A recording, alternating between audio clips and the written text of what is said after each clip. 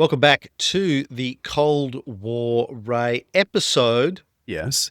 300. I concur. Can you believe Yeah. we've done 299 episodes Right. of this show? Right. And for those of you that have listened to all of them, What's wrong with... No, go ahead. what the fuck is wrong with you? Yeah, that's where I was going. Sorry, people. Sorry to all 7 of you. Congratulations. Yeah. Yeah. That's endurance. Well done. How many episodes of the Cold War show have you, the World War II show have you done? 588. Right. But that's been years before we started this. So no, we get props. We are dedicated to the craft, to the cause. I'm still telling the story. Sure, that's what it is. Yeah. Well, it's not the richest. Talking. It's not the richest bitches, because anyway, don't get me started. Don't get me started. It's Christmas time. It's not the riches, bitches. Oh, there's a quote. Because that Got to use that one. ship hasn't. All right, Hitler. Sail. Yeah. I've made very little money off Hitler. I'm very disappointed. I thought, you pick something risque, but anyway. Yeah. So we did the Cold War. So, for those of you just joining us who haven't listened to all the 300 episodes, we're talking about the Cuban revolutions. See. Because there were many. We're talking about so far the last one. Good point. Who knows what the future holds? Yeah, we might do one. I guess after your country, your President Trump has finished invading Venezuela, Cuba might be next. We'll see. Might as well. I hear it's lovely. So might as well while you're down there. As I've often said to you in Vegas, while you're down there, come and invade my Cuba. That's a quote. So, that's an actual quote. Go ahead. Sorry. Here we are, where we left off last time, I think. Castro's in the mountains with his little guerrilla army. Yeah, Band of Brothers. New York Times sent Herbert Matthews over to interview him. Batista's government said that's a fake interview. It's all fake news. He's not really alive. Notice how there was no photograph. Look at the shadow. Matthew posts the photograph. Yeah, right. Yeah. Yeah. They're like, you can do anything with AI these days. It's all fake. Exactly. This was early. But the big question. Yeah. The big question, if you're Castro or one of his guys, is how the fuck do you actually overthrow a dictator?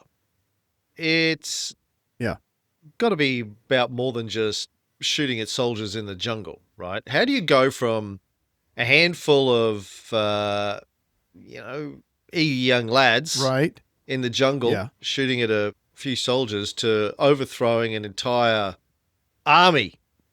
That's a big step. You might think that might be a little bit overwhelming for your average person, but Fidel Castro is not your average person. No. As we know. But more than that, you and I have done we've done enough episodes of different things over many, many decades to know that building an army, building a military force requires a lot of stuff. Yes. You need weapons, you need logistics, food, you need medicine, water. You need urban support, inhalers, you need inhalers, logistics. Right. You need it all. And you need journalists to tell your story. Absolutely. To build the support of the people. Basically, you need to set up an entire parallel government structure in order to get your thing up and running. And this is where shit gets interesting. Because we're going to see how Castro did all of this. But also the split between, you've got the guerrillas in the fatigues. Right. Up in the mountains, in the jungles, hiding from the army, living on dog food, living wet, living hard. Mm-hmm. Versus you've got the folks down in the cities, the towns, that are part of the movement. Oh yeah. That are trying to provide support, and they're trying to get you weapons, ammunition, medicine, food. You've got an army searching for you, both in the city and the mountains. Right, absolutely. Because they know you've got supporters in the city. Yeah. So you've got army, you've got police searching for both of you. Meanwhile, you're trying to maintain communications and logistics lines. And also, your agendas are a little bit different. And not only does Castro have to figure out how to get his urban people working in synchronicity with his mountain people, he's not the only game in town. There are still, always have been, and will continue to be, lots of different revolutionary groups that aren't like, Fidel, why should we listen to you, Fidel? Fuck you. You're just one of many. Loudmouth with a beard. Yeah, yeah. Doesn't even have the beard at this stage. Just a loudmouth with a mustache. And you talk for hours. You fucking talk for hours. Oh, my God. Yeah, because he's got a lot to say. Yeah.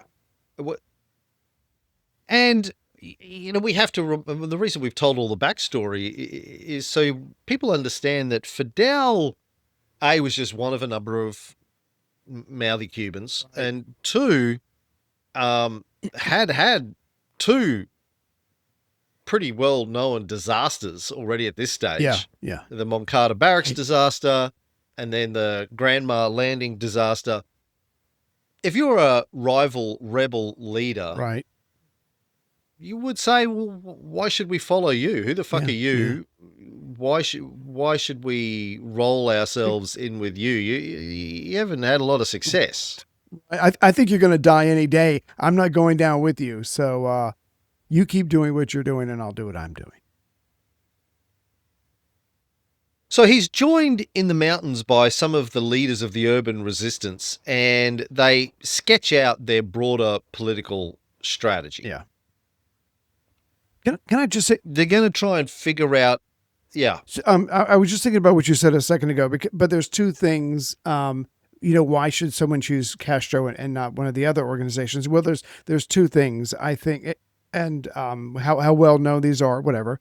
But one is that, and we've discussed this already, Castro has tried himself or has seen others try pretty much everything. The only thing that's going to bring down this bully of a government is force. They're not going to go, oh, you made a really good sales pitch, okay, I'll leave. No, it's going to be force. Nothing else is going to work. A general strike, as long as he can get, as long as Batista can sell sugar, pay his troops, they're not going anywhere. And as far back and before Caesar, as long as you've got the army on your side, you're going to be okay. The point is people are going to have to take you out. You're not just going to go anywhere. Two, and you've discussed this a billion times, I don't know about those other groups, but Castro's, I don't want to say ego, belief in himself, belief in his cause, whatever you want to call it, is monumental. It's bigger than the mountain that he's hiding in. So he's got those two things going for them. He's already figured out this is going to come down to fisticuffs. The point is when. And everything that you were saying a couple of minutes ago, the logistics are important. He needs to build the support. How do you take down a monster of a government when you've only got 100 guys or whatever in the mountains? You slowly do what you got to do to get the people to turn away from the government and support you, either at the very least in their hearts, if not with their pocketbooks or sending you food or whatever. So you've got to turn the people away from the government. And it's kind of easy to do because Batista is being such a dick. Everybody is got some gripe with him. So half of Castro's job has been done. And the last thing I'll say is, as I'm looking up these people, because I've never heard these names before, as I'm looking up these people who are in the mountains with him, more times than not, it said, oh, this person was a school teacher, this person was a whatever. But as soon as Baptista had his coup, they were like, fuck this, fuck a normal life. I am going to fight this in any way I can. Here's Castro. And now, like Che, they've got an avenue for their desire to fight back against oppression. Yeah, Castro wishes he had 100 people. I think at this stage he's probably got 20 to 30 guys, tops. Right. But we always say 100. Always say 100. No, go ahead. Yeah. Yeah.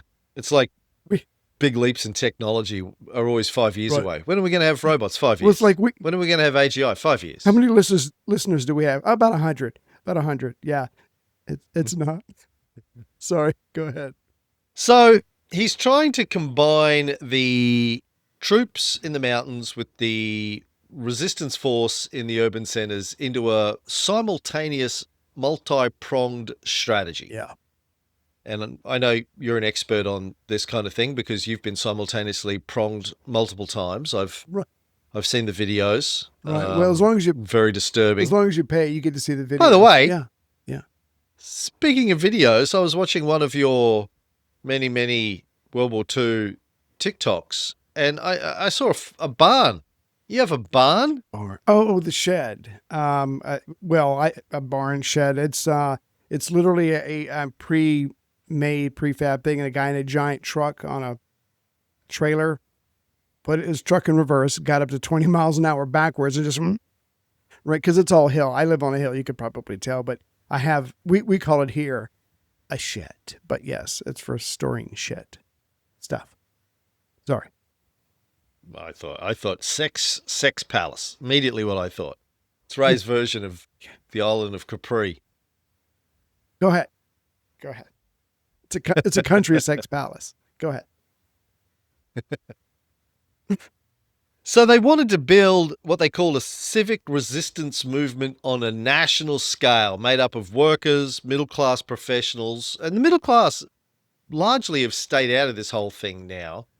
And, that's sort of the petite bourgeoisie position. Like, when you're having one of these revolutions, we've seen this time and time again in history. So you've usually got the elite, the rich, the wealthy, the super powerful that are running things. Mm-hmm. Down the bottom, you've got the working classes, who are getting fucked over on a daily basis. They're poor, they're hungry, they have no political power, they are not getting much access to economic return on their labor. They want a revolution. In the middle, you've got the middle class. Yeah. You got the middle class are doing okay. Yeah. They got a house. They got a car. Yeah. They got food on the table. Mistress. The kids go to a school. It's not got a couple of mistresses. Yeah. Right. They're not rich. Right. But they're doing okay. And they're like, listen, it's not that. Would we like more? Right. Sure. Yeah. But it's not that bad. As long as I keep my mouth shut, I go to work, maybe I own a store or I'm a dentist or whatever. As long as I do what I'm supposed to do and keep my head down, I'm making a pretty good living. No one's chasing me. I can tolerate the status quo, but that's the middle class. And if you're a member of the elite, right, and this is true in all places and all times, including today, the basic trick is to give enough people, just enough, right, to keep them relatively unlikely to throw a revolution. Right.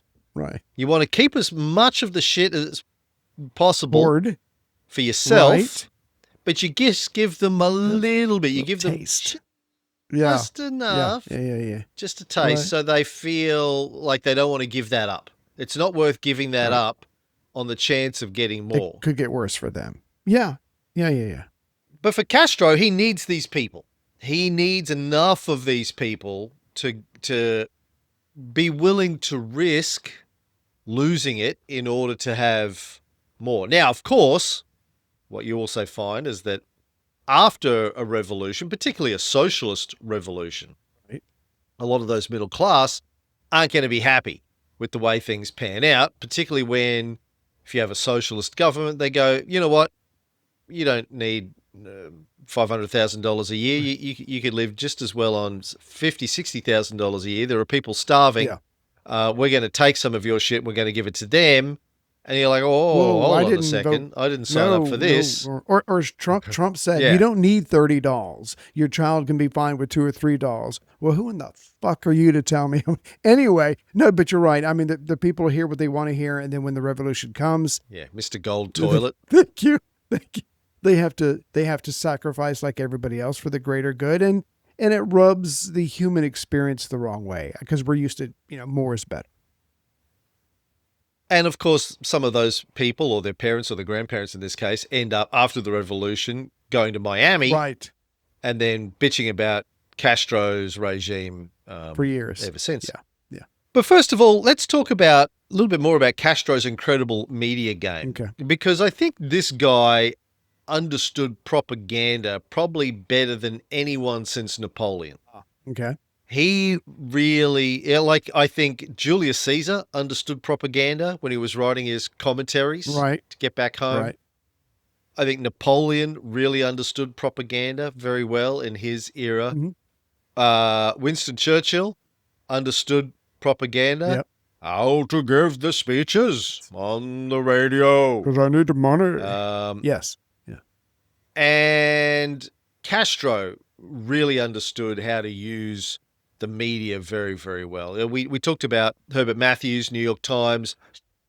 And, I remember we briefly told the story about how when Matthews was there, Fidel had his brother Raul, I think, coming in and reporting that they'd seen, they'd made contact with their column that had 100 guys here and 100 guys there. And they kept marching groups of guys in and out of the forest where they were. Section 47 reporting in. Oh, thank you very much. Section 105 reporting. Oh, very good. Yeah. Same guys, just switch shirts, rotating. Yeah. Who around. knows? Yeah. Yeah. Hey, that's the oldest trick in the book. Those articles. Sorry, that's the oldest military trick in the book. Sorry, go ahead. Yeah, you want to make your numbers look bigger than they are. Sometimes you want to make them look smaller than they are. It's all about exactly. It goes back to art of war, right? You make the enemy think what you want them to think. But these articles by Matthews really blew up. They went viral, as the kids say, both in Cuba and in the United States. Yeah. It made Castro look cool. And it's interesting. You go back and read, as I have done, the media coverage of Castro in American media in the late 50s, both from the New York Times and Time Magazine. Time Magazine wrote like 100 articles about him in the time. They made him look cool. Yeah. American media loved Fidel Castro in the 56, 57, 58 period. The Americans loved Castro until he took power and then started taking away American-owned assets. Right, yeah. And as we'll see, and I remember we talked about this when we did his obit episodes years ago. Do you realize it's nearly 10 years since he died and we did those obit episodes? Oh my God. I think it was 2016 he died. Jesus. Next year it'll be 10 years since we did those. But he offered to buy all of the American assets. Yeah. Give us time. On terms. Make payments. He needed terms. Yeah. Because they had no money. Just have it. And the Americans said, no, fuck you. Right. So then he said, well, we need it. Yeah. You won't sell it to us. So we're at an impasse. 6-7, as the kids say, 6-7. We'll just take it. What else are we going to do? Yeah, absolutely. Anyway. And then they turned on him. Then the Americans turned on him. But being famous doesn't necessarily make it easier to build or run an army in the mountains. Sure, positive stories about you is going to be a form of marketing. It's going to bring some people in. But they're still on the run from Batista's army. They're still living on scraps of food, treating bullets like they're made out of gold. Yes. He's still just one of a number of revolutionaries in Cuba that are trying to overthrow the regime in different ways. He's in the limelight, but it doesn't necessarily make things that easier on a day-to-day basis. I guess, you can have young women, and I really wish this would happen to us, young Cuban women mailing their underwear to you. But you're right. He's still in the mountains. He's still struggling for every morsel. He's still struggling for every bullet. He could die at any time because you've mentioned this. The planes are flying over. They're looking for him. They haven't stopped. And actually there are times when artillery from naval vessels are firing. So again, they're still trying to take him out. Nothing's changed. And if anything, his popularity has put a bigger target on his back. So it's nice, but it's not really, it's not working out. It could be a lot more, but you're right. He needs the middle class because they're the ones who've got the means to support him literally with food, with money, whatever. Popularity is nice, but it doesn't pay the bills. So about a month after Herbert Matthews came to visit, another journalist called Andrew St. George shows up. Part of the job of the urban team is to get these journalists up into the mountains. Right. Now, Andrew St. George is an interesting guy. He was born in Hungary, claimed to be related to the Hungarian royal family. Sure. During the Second World War, he worked for Army intelligence. Right. and worked as part of the resistance to Nazi Germany. After the war, he worked as a freelance journalist and photographer, and then in 1958 he went to Cuba to meet Fidel. Castro asked St. George if he could arrange a meeting with the CIA. Right. So that, that gives you an indication of, where Castro's head was at the time. He's looking to get help from the CIA. He's thinking big. Yeah, yeah. Because America will determine the winner. Yeah, go ahead. Yeah. So St. George tried to set that up, but it got vetoed by Washington, apparently. No, we're not doing that. Touching. So yeah. St. George actually wrote an article on Castro's desire to have an open dialogue with American authorities, and it appeared on the front page of the New York Times on the 11th of December 1958. Unfortunately, the newspaper was on strike that day, and so the public never got to see that article. Oh my God. Well, it might be good. Can I just read a small section of that? Because first of all, St. George starts out very well. He goes, Dr. Castro, your death has been officially reported many times, but you look hardy. For 14 months, you've waged a jungle mountain war against the Cuban army and against some 30,000 men with all its modern weapons. What have you accomplished? And Castro goes on about, well, I've got my army. Yeah, it looks small, but we're kind of keeping it small because we want to be mobile. We want to be able to hit and run. Just because it's small don't read too much into that. And he starts talking about some other things. But then, so St. George lets him talk for a little bit. And then St. George goes, so you say you want to burn Cuba's entire sugar crop. Maybe this is a good thing that this article wasn't read. And Castro is completely honest. He goes, our intent is to burn the harvest to the last stalk, including my own family's large sugarcane farm here. It is a hard step. Trust me, it's very hard, but it's a legitimate act of war because sugar taxes allows Baptista to buy bombs and arms. He is able to raise a bigger army, and they come taking us. And like I said earlier, it's those very weapons that allows him to remain in power. So as long as people buy Cuban sugar, Baptista is going to have money to buy weapons. And so and like you said, Castro was thinking big. He's thinking three-dimensional. I want to talk to the CIA. I want to get the young people on my side. But if I can also take away Baptista's means of raising money, I'll fucking do that too. He is in it to win it. And even though his country is going to suffer for a while, maybe that's what it takes sometimes to get rid of this cancer that is Baptista. Yeah, and we've seen this, I guess, with other revolutions. We've talked about there needs to be some sacrifice. Even in the earlier Cuban revolutions, farms were burned, the economy suffered, people suffered. Yeah. That's just part and parcel of a civil war, right? You need to attack the economy. You need to get people to do strikes. You need to burn farms. You need to shut down stuff. Absolutely.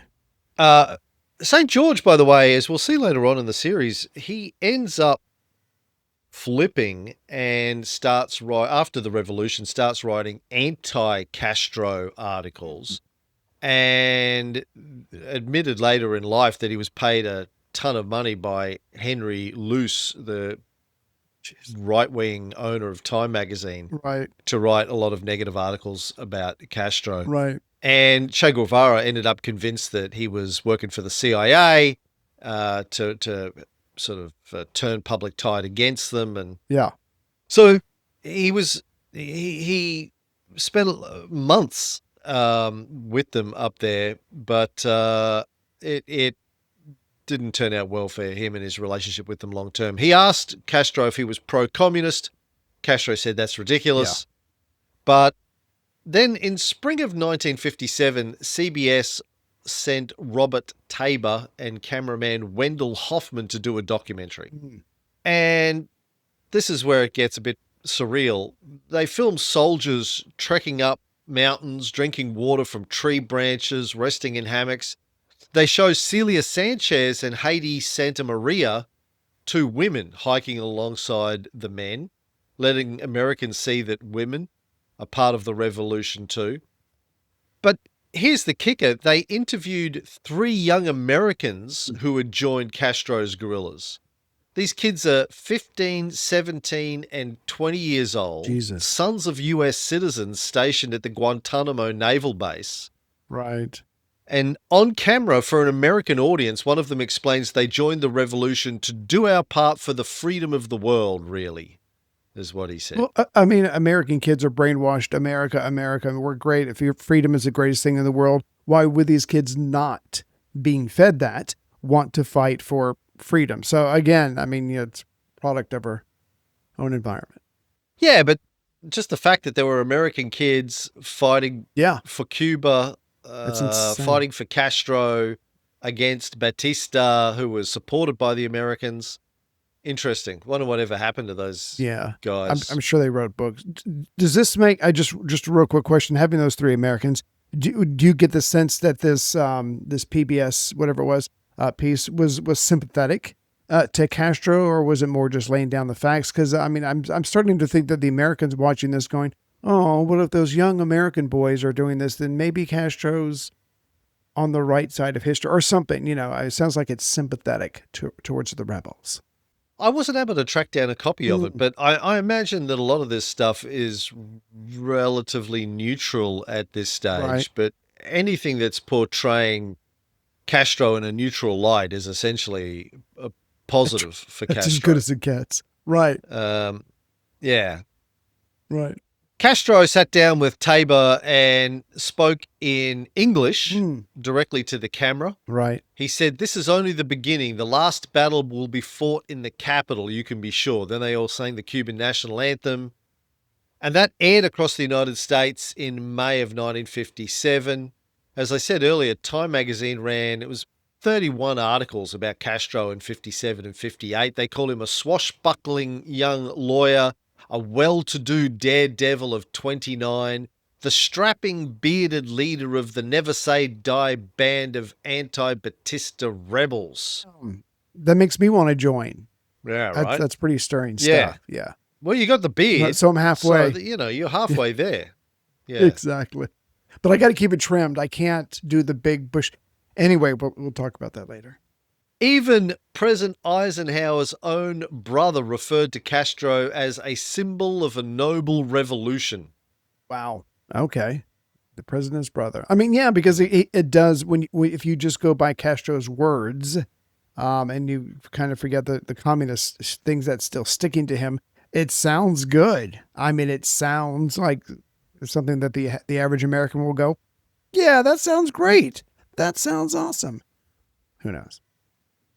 Even, a year or so later, I recall a certain John F. Kennedy, I think when he was running for the White House, right, said that he was supporting the Cuban Revolution, that Batista was an evil dictator, and the people of Cuba had it rough, and he was supportive of it. Didn't last long once he got into the White House, of course. He had different people whispering into his ears. But you're right, the original point that you made at the beginning of this is that if some Americans eventually start saying nice things about Castro, then obviously his effect with his propaganda is having some success. U.S. college students are trying to join him on their summer vacations. What are you doing this summer? Oh, I'm going to go fight a revolution in Cuba. And if I don't die... It's a bit like the Americans that have been going to Ukraine for the last couple of years to help the winner of Ukraine's Dancing with the Stars, of Zelensky, with his campaign. You ever seen those videos? Seen the video of him on Dancing with the Stars? No, I've heard of it, but I've never taken the time. Well, I've seen some clips. Yeah, he can dance. He can dance. Hey, now he's dancing for his life. Go ahead. Yeah.